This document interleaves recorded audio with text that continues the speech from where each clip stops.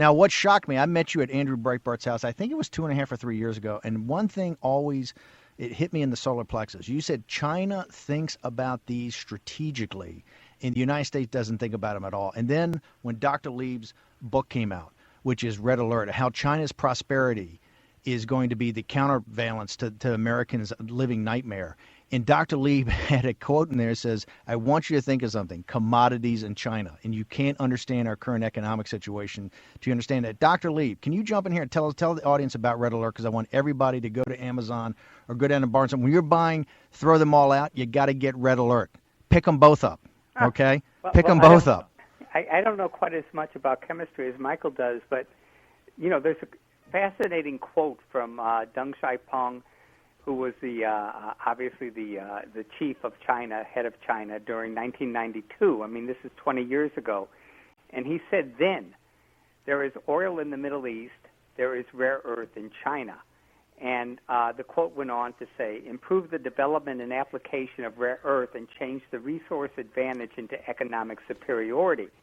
I mean, well, hold on. Listen, because Deng is one of the great giants of the 20th century. He's a guy that followed Mao, and he's a guy that the reason China is a competitor of us in less than one generation is because of the vision of a guy who was 4'11", Deng Xiaoping. You're saying he made that quote in 82 or 92? 92. So you're saying almost 20 years ago. Yes. They had already somehow he'd already been fairly well briefed on the topic to come up with that. He sort of saw that rare earths were utterly strategic, and really matched how strategic oil was in the Middle East. And in fact, it wasn't until about 7 or 8 years later, around 1999, that China really got serious about oil, and they formed PetroChina and CNOOC, etc.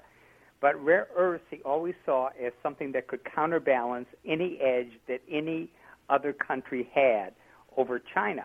And now, of course, this is coming to pass. I mean, China basically controls well over 90% of rare earths, and rare earths are something. I mean, and this I do know. They're not just things you dig a hole in the ground and you pick up the ore. You have to refine that ore. You have to separate that ore. You have to process that ore. You have to fabricate that ore. Those are very difficult tasks, and basically we stopped doing that about 10 or 15 years ago, and only have recently restarted. And the reason we stopped doing it, I think, is because of what Deng saw. How vital these metals were, how vital these elements were, that China kept underbidding us, just as they're doing in solar today. And as a result, we shut down all our rare earth mines.